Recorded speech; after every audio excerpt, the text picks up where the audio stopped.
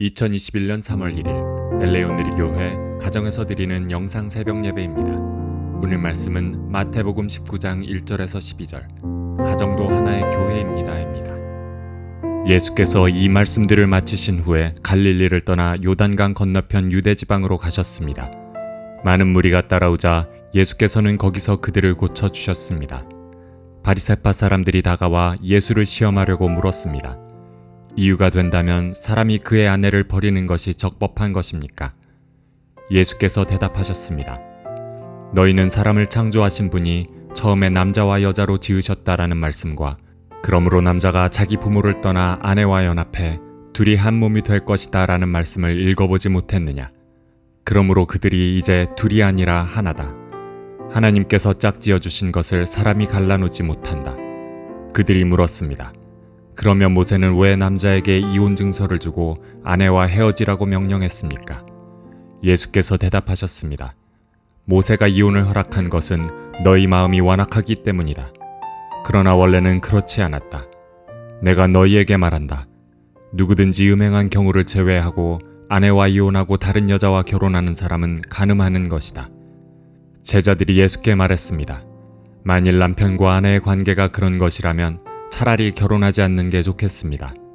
예수께서 대답하셨습니다. 모든 사람이 이 말을 받아들일 수는 없다. 오로지 하나님께서 허락하신 사람들만 받아들인다.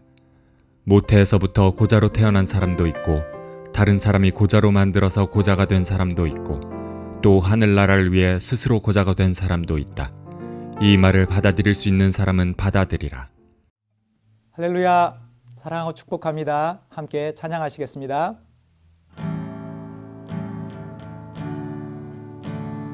예수가 함께 계시니 시험이 오나 겁없네. 기쁨의 근원 되시는 예수를 위해 삽시다. 날마다 주를 섬기며 언제나 주를 기리고 그 사랑 안에 살면서 딴 길로 가지 맙시다. 이 세상 친구 없어도 예수는 나의 친구니 불의한 일을 버리고 예수를 위해 삽시다. 날마다 주를 섬기며 언제나 주를 기리고 그 사랑 안에 살면서 딴 길로 가지 맙시다. 날마다 주를 섬기며 언제나 주를 기리고 그 사랑 안에 살면서 딴 길로 가지 맙시다. 아멘. 할렐루야. 3월의 첫날 3월 1일 월요일 아침입니다. 이 3월 한 달도 하나님 주시는 소망으로 넘치고 또 우리의 삶에 많은 자유가 임하기를 예수님 이름으로 축복합니다. 최근 한국에 있는 TV조선이라는 채널에서 우리 이혼했어요 라는 프로그램이 공전의 히트를 했었습니다. 이름을 줄여서 우이혼이라고 했는데 한국 연예계에서 알려진 스타들 중에서 이혼한 전 부부를 다시 상봉시키고 대화하게 하고 2박 3일 정도 시간을 같이 보내게 하면서 약간은 재결합을 시도하는 듯한 그런 분위기를 연출해서 많은 사람들의 관심을 사기도 했습니다. 특별히 이영하, 선우은숙 커플이 혹시라도 재결합을 하는 것은 아닐까 많은 사람들이 지켜보고 애틋한 감정을 나누었다고 합니다. 이혼의 문제는 이제 우리의 실제 생활 속에서 무시할 수 없는 큰 문제가 되었습니다. 아직은 신학적으로는 이혼은 불가합니다. 그러나 목회적으로는 또 용인되고 있는 현실이기도 합니다. 이럴 때 우리가 현실만 보고 쫓아가면 하나님의 질서와 원리가 무너지고 하나님이 우리 인간의 행복을 위해서 주신 율법의 진정한 의미가 퇴색될 수 있습니다. 지금도 결혼을 고루한 옛시대의 관습처럼 여기는 비혼주의자가 늘어나고 있는 현실인데요. 자, 오늘 말씀을 통해서 결혼의 원리, 결혼을 우리에게 주신 목적, 이것을 묵상하며 결혼에 담겨 있는 하나님의 가정학을 함께 묵상해 보도록 하겠습니다. 예수께서 이 말씀들을 마치신 후에 갈릴리를 떠나 요단강 건너편 유대 지방으로 가셨습니다. 많은 무리가 따라오자 예수께서는 거기서 그들을 고쳐 주셨습니다. 바리새파 사람들이 다가와 예수를 시험하려고 물었습니다. 이유가 된다면 사람이 그의 아내를 버리는 것이 적법한 것입니까? 방금 읽은 3절 말씀에서 시험이라는 단어가 나오는데요. 이것은 마태복음 4장 1절에서 예수님이 마귀에게 3번 시험을 당하실 때 쓰여졌던 그 시험과 같은 동사입니다. 페이라조라는 이 동사는 예수님을 향해 끈질기게 스토킹하면서 어떻게 하면 예수님을 넘어뜨릴 수 있을까 연구하던 사람들의 행동을 묘사합니다. 자, 이제 예수님이 어떻게 대답하시는가에 따라서 함정에 빠질 수도 있는 그런 상황이었습니다. 자, 그런데 이런 질문을 하고 있는 바리새인들의 문제를 조금 더 깊이 생각해 볼 필요가 있습니다.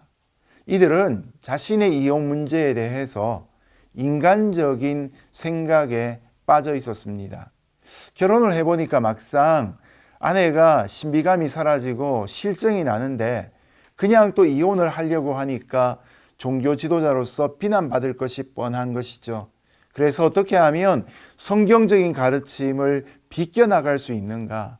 현실적인 합리화를 시도하고 있었던 것입니다. 자, 이런 비껴나간 질문에 담겨 있는 그들의核심을 예수님이 어떻게 대답하실까요? 예수께서 대답하셨습니다. 너희는 사람을 창조하신 분이 처음에 남자와 여자로 지으셨다라는 말씀과 그러므로 남자가 자기 부모를 떠나 아내와 연합해 둘이 한 몸이 될 것이다 라는 말씀을 읽어보지 못했느냐. 그러므로 그들이 이제 둘이 아니라 하나다. 하나님께서 짝지어 주신 것을 사람이 갈라놓지 못한다. 예수님은 바리새파 사람들 향해서 너희가 어떻게 성경학자가 되어서 이런 당연한 것을 질문하느냐라고 반문하십니다. 그리고 그들의 대답에 대해서 옳다 아니다를 직접 대답하시기보다는 창세기 2장에 나타난 하나님의 결혼 원리 3가지를 가르쳐주고 계십니다. 첫 번째는 결혼은 하나님이 창설하신 것이다 라는 것입니다. 여러분, 결혼은 인간이 맺는 제도이지만 그러나 인간이 만든 제도는 아닙니다. 하나님이 창세기에서 남자와 여자를 만드시고 하나님이 결혼 제도를 처음으로 창설하셨습니다. 하나님이 중매를 서신 거죠. 그리고 결혼이라는 제도를 통해서 가정을 만들도록 우리에게 허락해 주셨습니다. 지금도 카피라이트의 문제가 세상에서 보편화되고 있지 않습니까? 누가 알지 못하는 특별한 물건을 만들거나 원리를 만들거나 아니면 음악의 곡을 만들고 가사를 만들면 그것의 주인은 창작자가 가져갑니다. 그처럼 결혼은 하나님이 창작하신 것입니다. 그러므로 결혼의 주인은 하나님이시고 결혼의 원리는 하나님의 소유인 것이죠. 하나님을 믿는 우리는 하나님의 인도하심을 따라 하나님의 은혜 가운데서 믿음으로 결혼해야 하는 것입니다. 두 번째 원리는 이혼은 없다라는 것입니다. 자, 결혼이 둘이 연합하여 한 몸 이룬다고 우리가 늘 서약하지 않습니까? 그런데 여러분, 여기에 연합이란 단어가 참 중요합니다. 이 성경이 말하는 연합이란 단어는 악교로 꽉 붙여놓는 것을 의미합니다. 떼려야 뗄 수 없는 관계가 되어집니다. 여러분, 악교나 접착제로 꽉 붙여놓은 걸 떼려고 하면 어떻게 됩니까? 큰 크랙이 가거나 상처가 나게 되지요. 굳건한 접착제로 인해서 뭔가가 또 틀어져 버리게 되는 것입니다. 특별히 둘이 한 몸을 이룰 것이다, 둘이 한 몸이 될 것이다 라는 이 말씀은 영어로 보면 The two will become one flesh라고 되어 있습니다. 부부는 하나의 one flesh, 하나의 몸이 되었다라는 것이죠. 여러분, 우리에게 있는 살점 조금만 떨어져 나가도 얼마나 아픕니까? 아마 이거 상상만 하는 것으로도 등골에 오싹하고 그냥 전기가 흐르는 것 같은 그런 느낌을 가지실 거예요. 그렇습니다. 하나의 육체가 되었기 때문에 나눈다는 것은 찢겨지는 고통을 가져오는 것이죠. 그래서 지긋지긋해서 못 살겠다라고 하면서 이혼을 시도하지만 정작 그러고 나면 두 사람 사이 마음이 더 아프다는 걸 늘 경험하게 됩니다. 아마도 설교서두에 말씀드린 우이혼에 나오는 모든 분들이 공통적으로 고백하는 것이 이런 부분 같습니다. 막상 헤어져 보니 너무 힘들더라.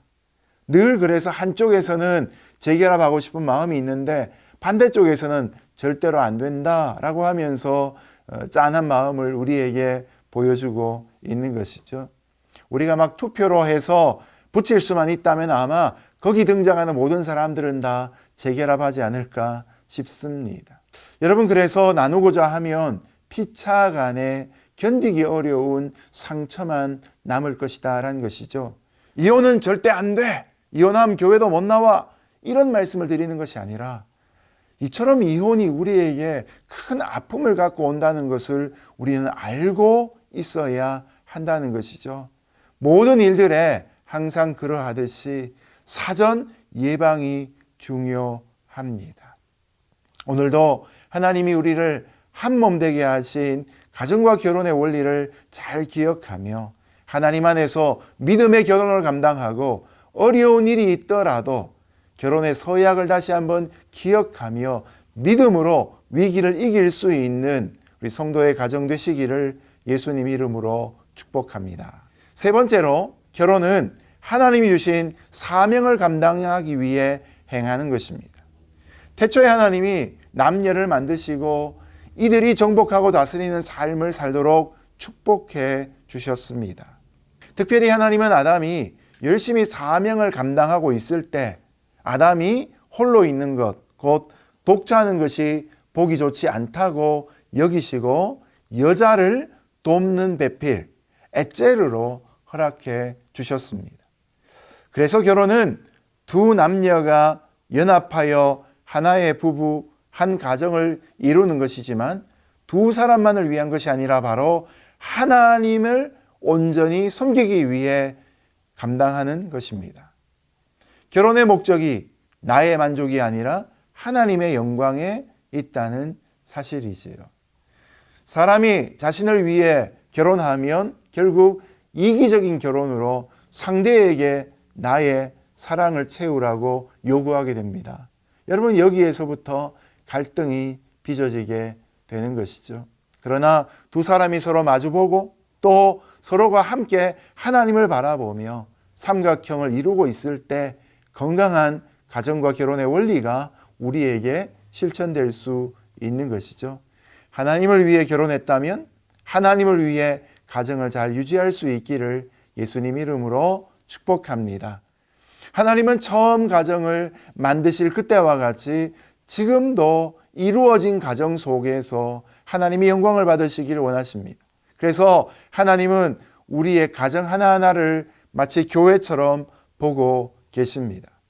교회가 하나님의 복을 나누는 곳인 것처럼 가정 또한 하나님의 복을 나누고 또 다른 사람들을 구원하고 이 땅을 거룩한 하나님의 말씀으로 정복하는 기초가 되게 하신 것이죠. 이런 부분을 생각하면 생각할수록 결혼을 창설하신 하나님의 은혜가 크다는 것을 깨닫게 됩니다.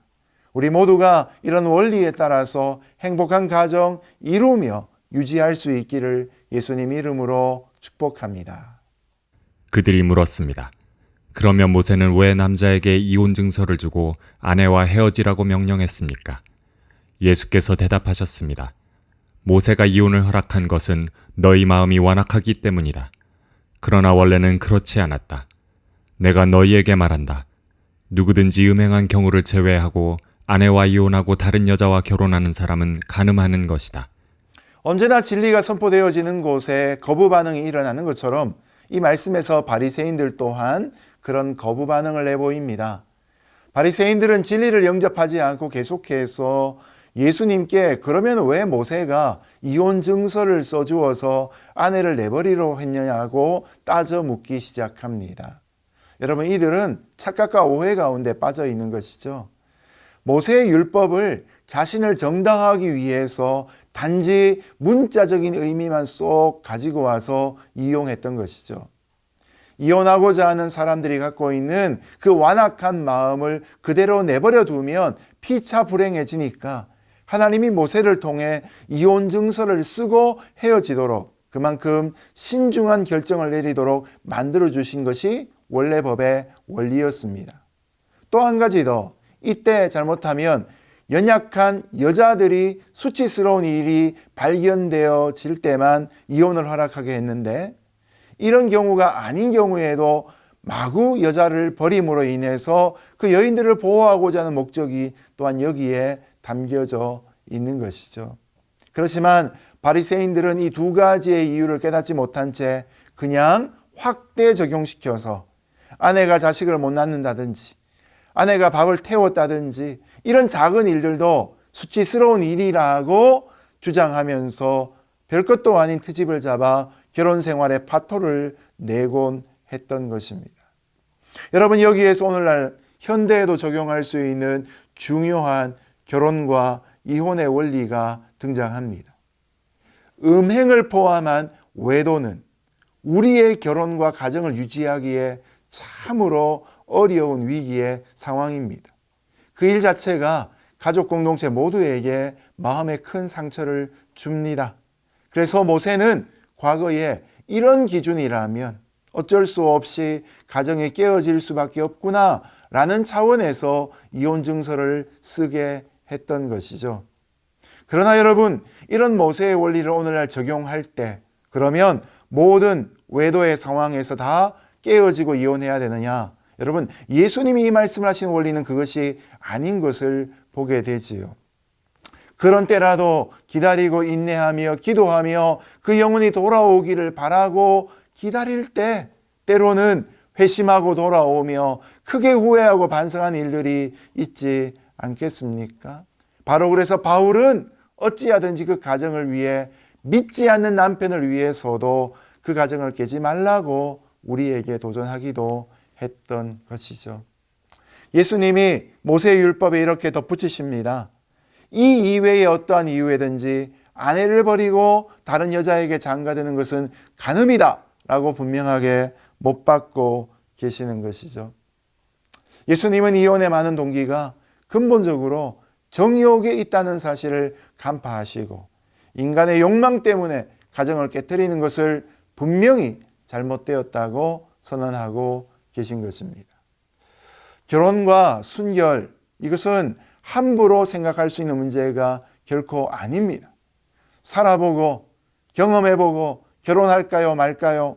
동거가 일상다반사처럼 되어진다고 하면 그것은 오늘날 우리가 살아가는 이 땅을 소돔과 고모라로 만들어버리고 마는 것입니다. 여러분, 이럴 때 창세기에 나오는 성경적 결혼관을 굳게 지킬 사명이 우리에게 있습니다. 아브라함에게도 후처가 있지 않았는가?